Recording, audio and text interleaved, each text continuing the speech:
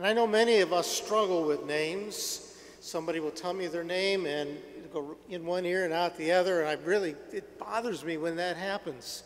Maybe you do the same thing. I'm kind of a visual learner. I have to see things in order to remember them. And names are important. They're important to us. They're important to us to know the other person's name. It's one of the ways we know each other. And it's also one of the reasons why many churches, such as Pilgrim, encourage name tags. In fact, the most important word in the world to most people is their name. We like to hear our names spoken. We like to hear somebody call on us. It's not because we're egotistical, but in a sense, when our name is called, we are spoken into existence to the other. And names have meaning.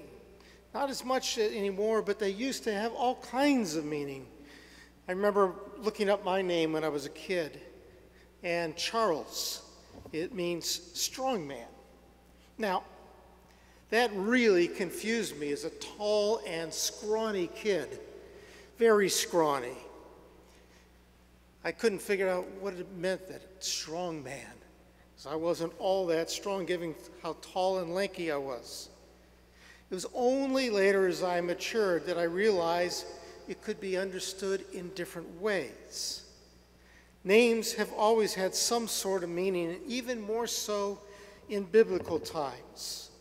For an example, the prophet Isaiah, as part of his calling, named his sons these names.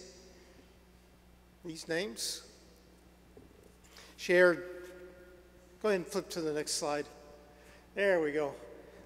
You can see why I'm not going to try to say them. But the first name means a remnant shall return. In fact, that's exactly what it is. I mean, can you imagine sitting in kindergarten, your teacher says, "What's your name?" and you say, "A remnant shall return."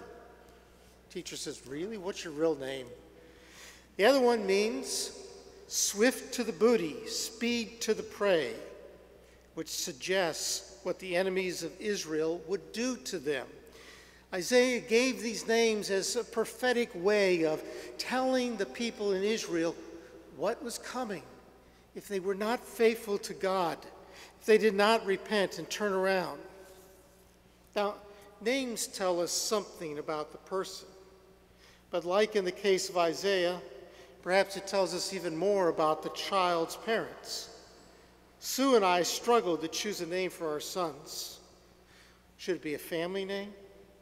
Now, as much as I loved my father-in-law, there was no way I would do to our son what Leroy Laverne's parents did to him. We finally settled on a biblical name, Micah David for our oldest and Stephen Thomas for our youngest. Talking about a child's name tells you something about the parents, too. Nearly all the Micahs I've ever met have a parent in the ministry. Remember Jacob's name? Jacob's father's name. And how he got it? He was named by God as a result of Sarah's reaction to the news that she was about to give birth to a son, despite the fact that she was 90 years old. And what did she do? What would any post-menopausal woman do with that news? Sarah laughed at what seemed to be perhaps a not-so-funny joke, but it was either laugh or cry. And therefore the child was called Isaac, meaning laughter, or she laughs. Now Jacob, one of Isaac's sons, is one of the two central characters in this Genesis lesson. And he got his name because of an incident that happened at the birth of him and his twin. The two had struggled in the womb. They had wrestled there, it says. As they were born, Esau managed to emerge first, but not without resistance from Jacob. As they came forth, Jacob had Esau by the heel, as if he were trying to gain an advantage. Jacob's name can mean grabber because he had seized Esau by the heel. It can also mean supplanter or cheat, because later on Jacob gets Esau's birthright. He supplants him as the firstborn. And then later he steals Isaac's blessing for Esau. And this is why Jacob had to flee from his home in the first place. He was rightly afraid of Esau's anger. And now, after many years, Jacob is returning home, and he nears an encounter with his wronged brother. And Jacob is concerned that Esau is still angry with him. The night before they're to meet up, Jacob sends his entire entourage, his wives, maidens, children, flocks, and servants across the river Jabbok. And Jacob alone is left by the ford, by the crossing, as night falls. In all the worry and concerns that tomorrow will bring, it seems that a man suddenly, almost suddenly, and seemingly jumps Jacob, and this wrestling match is on. And Jacob was an experienced wrestler. His first matches began with Esau in the womb, and they continued in almost all of his relationships afterwards, as they were all struggles and strain. How is Jacob changed by this encounter with God? Terence Fredheim points out 4 changes in Jacob. He says, first of all, Jacob has a new name. As I've already said, names we see in the Bible are always important because they have meaning, and Jacob meaning supplanter or cheat. Here, God gives Jacob the name Israel. Its meaning is a little bit ambiguous, and it could mean one who strives with God, putting the emphasis on Jacob. Or it could mean that God strives, putting the emphasis on God. Perhaps the ambiguity is meant to convey the mutuality of this struggle. We wrestle with God, and God wrestles with us. Also, the name does not replace Jacob, as both are used later on. But we have the new Israel, but we still have the old Jacob. Same thing happens to us in our baptism. We are called and named by God. We are called into a new relationship with God, and yet somehow that old Adam seems to cling to our heels and hang on, never quite letting us go. Now, second thing is Jacob is blessed. We aren't told exactly what the blessing is, only that Jacob wouldn't let go until he got it. And he did get it. And as with the new name, the emphasis seems to be on the value and the mutuality of the struggle. See, what God has done is God has set aside God's godness to wrestle with Jacob in the night. And Jacob is blessed by the encounter. Note that Jacob doesn't get all that he asks for. He wants to know the name of his adversary. And the only answer he gets is another cryptic question. Third, Jacob sees God face to face. Now later on God tells Moses that he cannot see God's face and live. One of the great promises of Revelation is that one day we shall see God face to face. We shall see the face of God. And yet here in this kind of strange story, we're told that Jacob sees God face to face. What a remarkable statement about the relationship of God and God's people. And finally, fourth, Jacob is injured. Jacob takes away some scars from this encounter with God. He limps off across the river for his confrontation with Esau.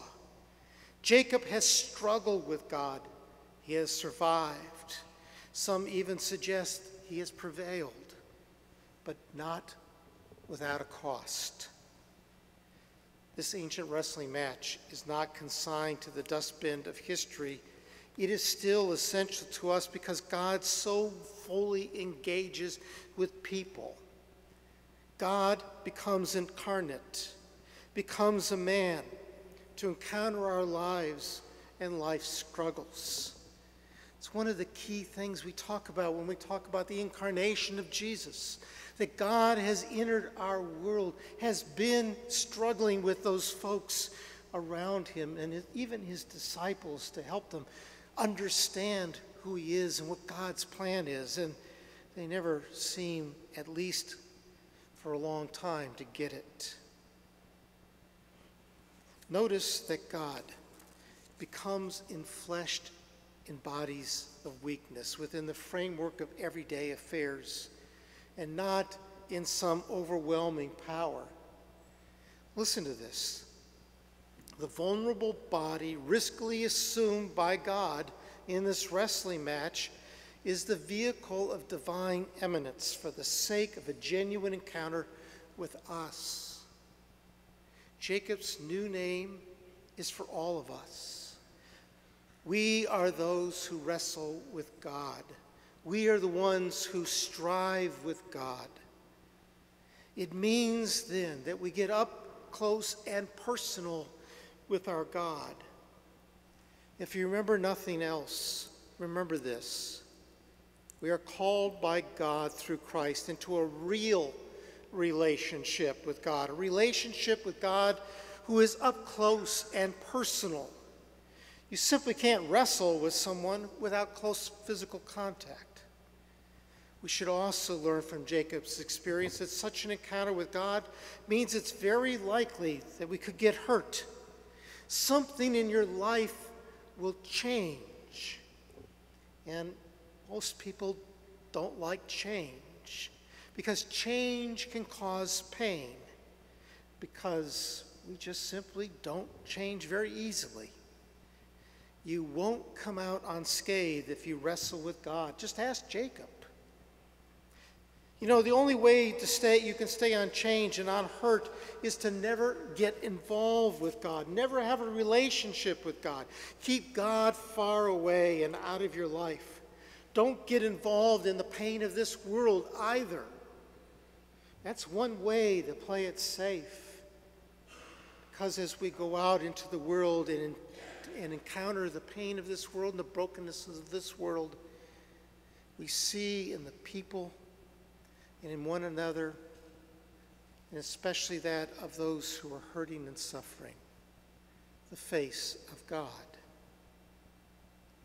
Our calling as Christians is to take up our crosses and follow Jesus.